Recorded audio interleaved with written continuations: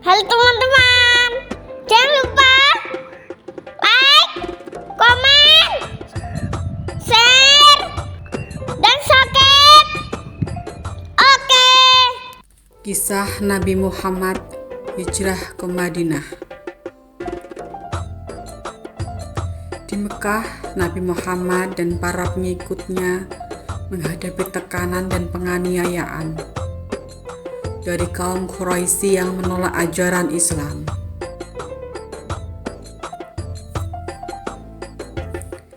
Pada masa sulit ini, beberapa suku di Madinah, terutama suku Aus dan Khazraj, menerima ajaran Islam. Lalu mereka mengundang Nabi Muhammad untuk berhijrah ke Madinah dan menjadi pemimpin mereka agar mendamaikan konflik antara suku-suku tersebut. Sebelum berhijrah, terjadi perjanjian Aqabah. Pada perjanjian ini, para penduduk Madinah berjanji akan setia kepada Nabi Muhammad serta mendukung dakwah Islam dan siap melindungi beliau jika beliau berhijrah. Sedangkan di Mekah, kaum Quraisy merencanakan untuk membunuh Nabi Muhammad agar dakwah Islam berhenti.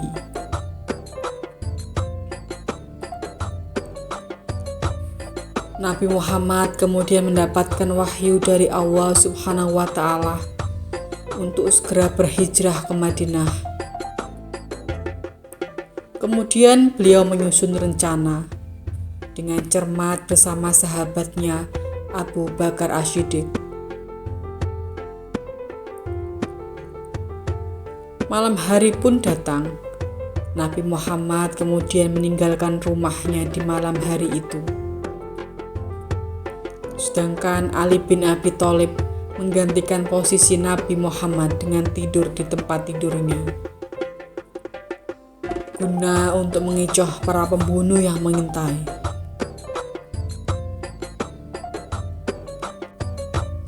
Dalam perjalanan ke Madinah, Nabi Muhammad dan Abu Bakar bersembunyi di sebuah gua yang bernama Gua Sur. Selama 3 hari beliau bersembunyi di Gua Sur, beliau menghindari pengejaran dari kaum Quraisy.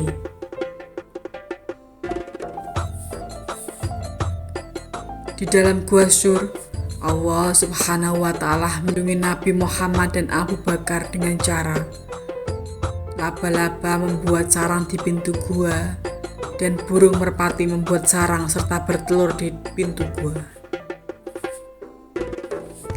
Ketika kaum Quraisy memeriksa gua, mereka beranggapan bahwa tidak ada orang di dalamnya.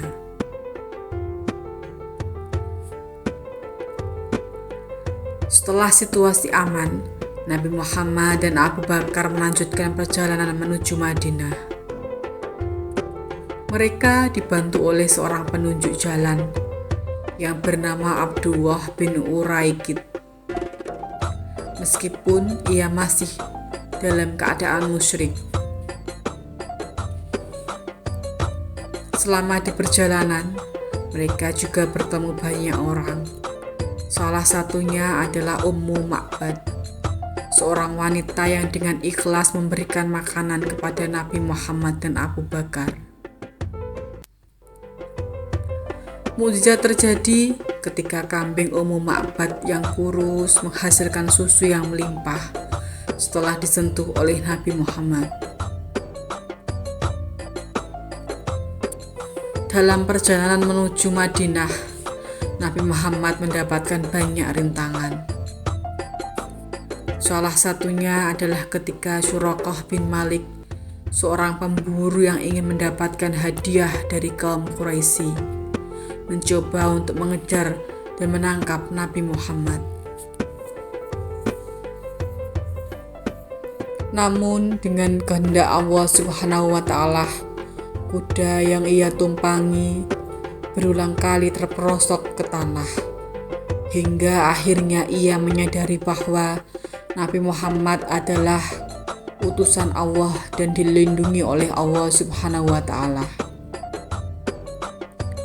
Surakah akhirnya meminta maaf, meminta ampun kepada Nabi Muhammad. Nabi Muhammad kemudian melanjutkan perjalanannya menuju ke Madinah. Setibanya Nabi Muhammad tiba di Madinah, beliau disambut dengan gembira oleh penduduknya, baik kaum muhajirin, yaitu para pengikut Nabi dari Mekah, maupun kaum Ansar, yaitu penduduk Madinah yang telah menerima agama Islam.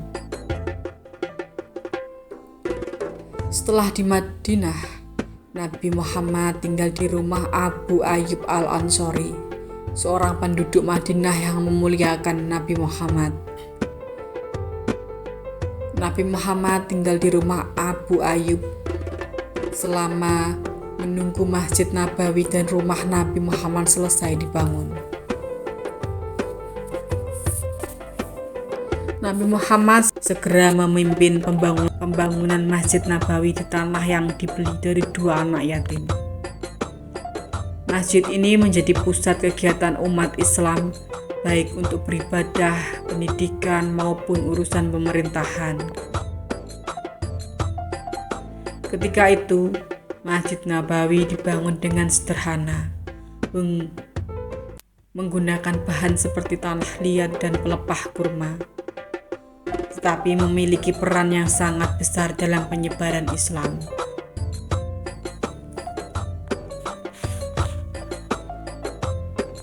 Untuk memperkuat umat Islam, Nabi Muhammad mempersaudarakan kaum muhajirin dan kaum Ansar, di mana setiap orang Ansar diminta membantu muhajir menciptakan solidaritas yang kuat di antara mereka. Sedangkan kaum Quraisy di Mekah merasa terancam dengan keberhasilan Nabi Muhammad di Madinah. Kemudian mereka mencoba untuk menyerang dan menghalangi perkembangan Islam di Madinah. Pada 624 Masehi, Perang Badar terjadi. Pertempuran pertama antara kaum Muslim dan kaum Quraisy yang dimenangkan oleh umat Islam meskipun jumlah mereka lebih sedikit.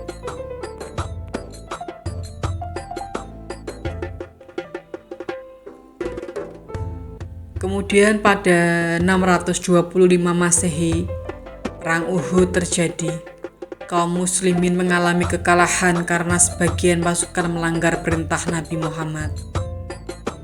Dan terjadi lagi pada 627 Masehi, Nabi kemudian memimpin umat Islam menggali parit sebagai strategi bertahan yang berhasil menghalau serangan dari Quraisy dan sekutunya. Setelah itu Madinah menjadi pusat kekuatan Islam.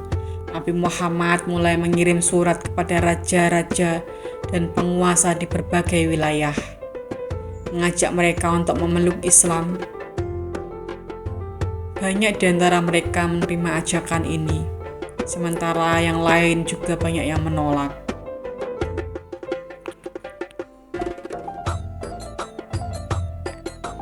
Nabi Muhammad ketika di Madinah memimpin dengan prinsip keadilan dan kesetaraan.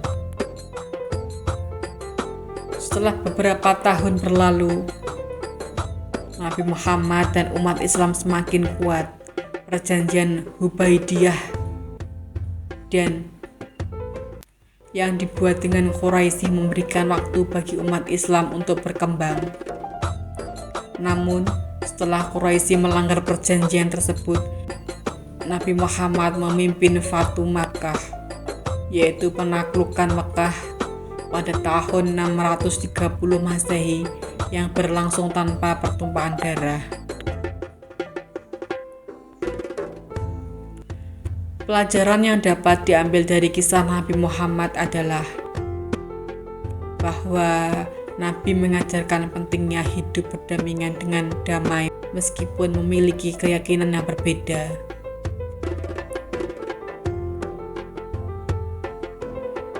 persaudaraan antara Muhajirin dan Ansor menunjukkan pentingnya saling membantu di saat sulit.